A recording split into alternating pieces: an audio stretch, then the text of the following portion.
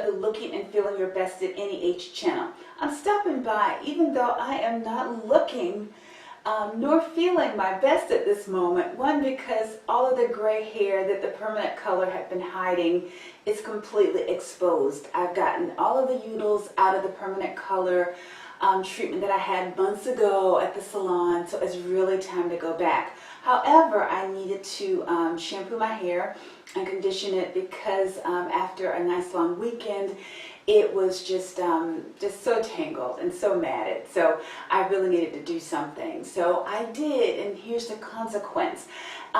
Feeling a little bit pudgy, even though I've been working really hard trying to lose a few pounds.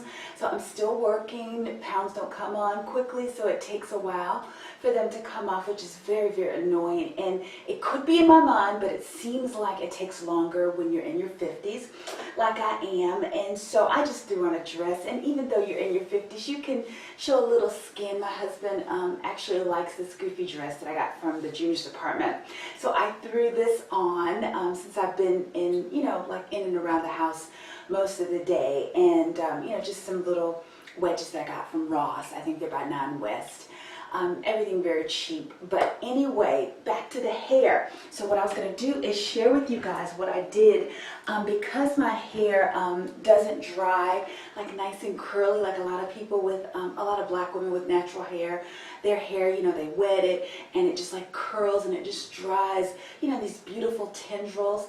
My hair doesn't do that. I have to like either do a twist set or plait set. I got to do some kind of set and sit it in the dryer for at least an hour to create some curl definition, and then my hair still isn't dry. So fortunately I had a lot of work to do on my iPad and on my laptop that I could do while I sat under the dryer.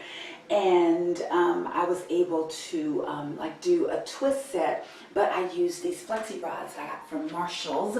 They're for long hair, even though my hair is, kind of moderate length, little past shoulder length. But I did that, and that's what you're seeing. I loosened it up.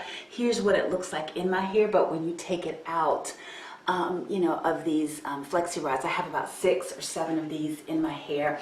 And so as you can see, all the gray, like I said, is pretty much exposed. So what I'm going to do, I'm not going to do what I did the last time where I was racing out of the door and I just sprayed my entire head, because that was not ideal, because it put gray away like in the back of my head, where like if I was massaging the scalp or something, I'd wind up getting it on my fingers, whereas I'm just used to like around the hairline or where it's exposed.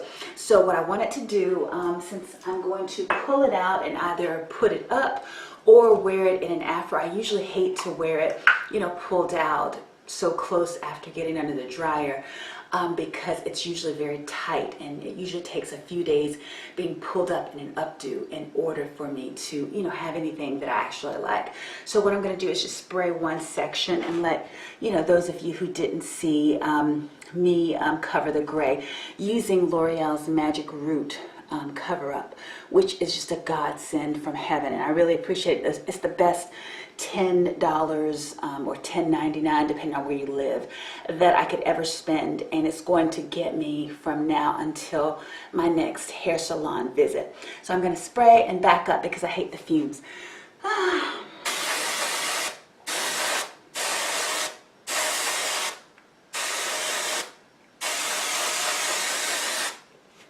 Okay, I'm hoping you guys could see that because I had to close my eyes.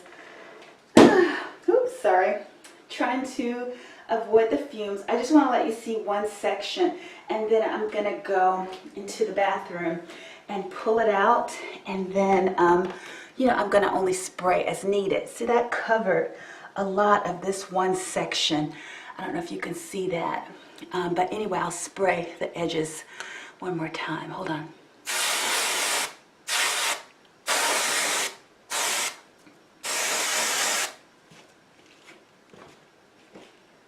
Sorry, such a chicken.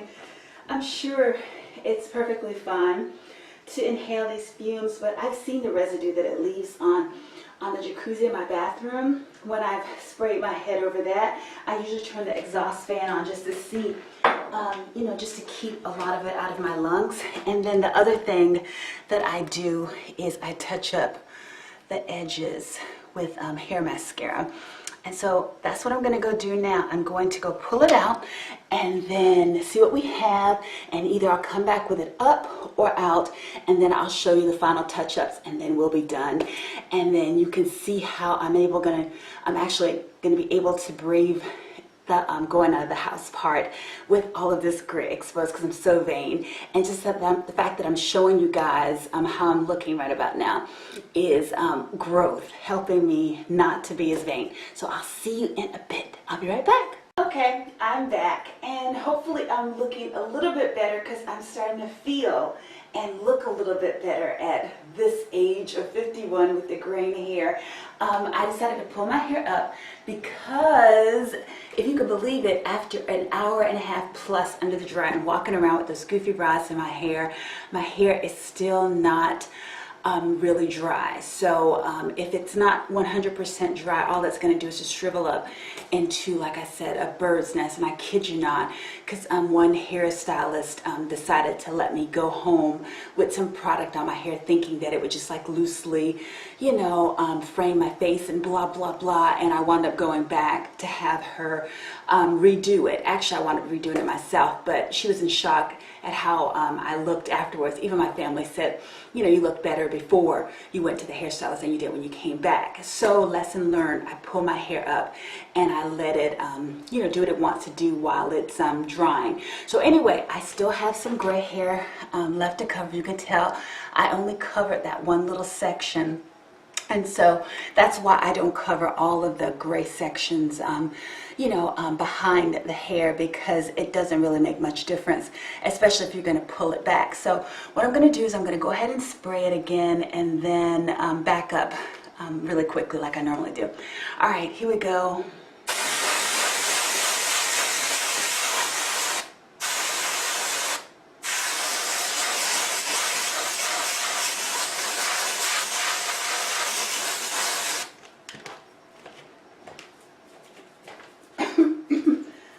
I'm not talking because I'm holding my breath. Or at least I wasn't talking, but now, and I can smell it just a little bit. I'm being overly cautious, I know, but I just don't want to take any chances as much as I use this stuff. And so it usually takes a few tries. So let me glance in the mirror and see. I'm getting there. Oh, I need to hit right here. It's a little damp, and I don't think it adheres to your hair as well.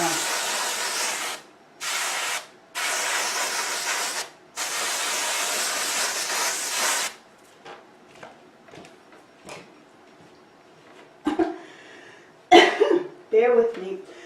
Sorry, and I think that we'll let the chips fall where they may after this. I've used almost a fourth of a can at least. So, you know, if you cover all of your hair, it may not last as long for you. But it's mainly the roots that are the big problem. And so as I'm looking at it, it's not too bad, but I like to get as much bang for my buck. So I'm using, which I've mentioned a number of times before, a product called Kiss. It's their Kiss Colors, which is a quick cover root cover up. Hopefully you can see that. But anyway, that's what I refer to as hair mascara, because it's kind of like mascara, but it does what the root cover up does not do. It covers up the gray that remains. It doesn't really seem to care if your hair is wet or dry, unlike the spray. And it also, you know, gets your edges better. For those of you who, you know, might want your edges filled in more, you know, sometimes I care, sometimes I don't. I'm 51, whatever. I'm already doing the most, just trying to cover the gray. So you could use a product called Topic, which I've done a few reviews on, you know, and showed you how it worked on my hair and how I used it. So that could be something else that you try. So what I'm going to do is probably go into the bathroom. Oh, no, it's stuck to my hair. Go into the bathroom and do the final check before I head out of the house. But I'm really pleased to say that this wasn't created from a salon.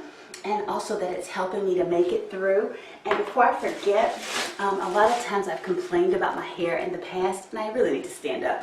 Okay, but anyway, I've complained about my hair in the past because it's really angry hair. It doesn't like anything. It doesn't like expensive products. It doesn't like really cheap products. There's very few products that it likes. And it's so funny that my husband winds up pulling things out of the trash can because he's thinking that I've accidentally thrown it away.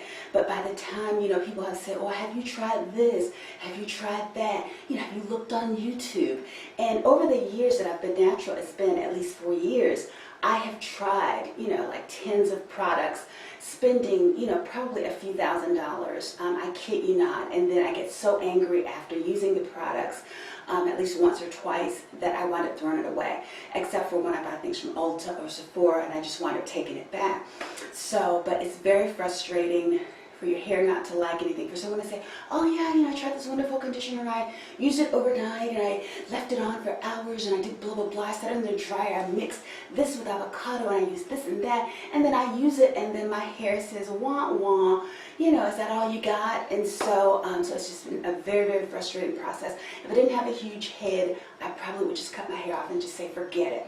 But I have a huge head and it needs some hair to balance it out. So all of that to say, surprisingly, the grocery store, and I've tried a lot of things from the grocery store, from Sally Beauty Supply, from Ulta, Sephora, you know, things that are popular, like everyone loves to say, oh yeah, Cantu, Shea Moisture, you know, Miss Jessie's, Fido, Redken, Pureology, just any major brand like Not Today products, just, you know, Shea, whatever, you know, just anything you could think of. Oh, Carol's Daughter. That's probably one of the biggest disappointments for my hair. My hair stuck its tongue out at me and just started to laugh.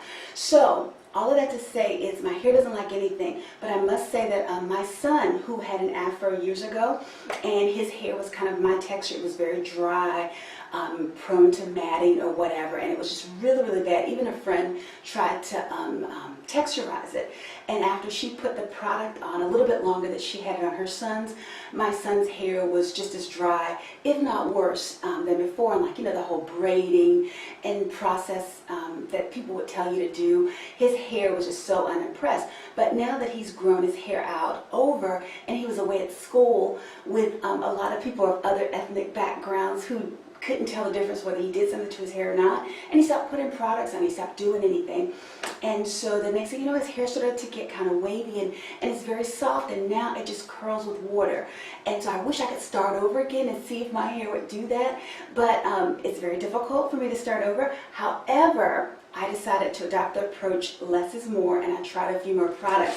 And what I used today on my hair, all of that to say, is I've been intrigued by the, what is it, Garnier's Whole Blends. Hold on, that's a conditioner. But I saw them advertise it on television, and I like the fact that they mention that they have you know, like honey or whatever, because I'm a Vaseline girl. My skin is so dry that lotion doesn't work. So I live and die by Vaseline.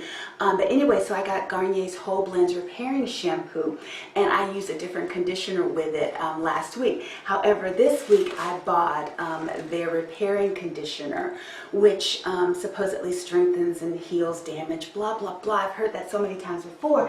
However, what I did, I shampooed, I put that conditioner on for a few minutes, like they said, I combed it through, and then I saw another advertisement on television for their repairing mask, and I left that on while I did my devotion this morning. So, you know, that equated to me having it on for at least 30 or 40 minutes.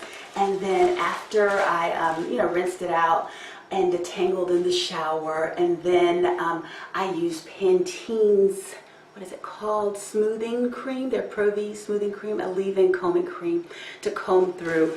And then before I did the twist set, or the rod set, I used Beautiful Textures Moisture Butter. I just saw it at the beauty supply store and it looked pretty.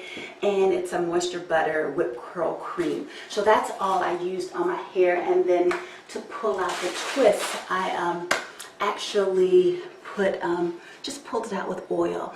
And I must admit, this is the softest it's ever been. And that's why I'm usually so angry after I try products and spend a whole bunch of money, because usually my hair, after getting out of the shower, you know, or like using a conditioner, sitting in a dryer, my hair still feels the same. And I just wanted it to feel soft and supple and different.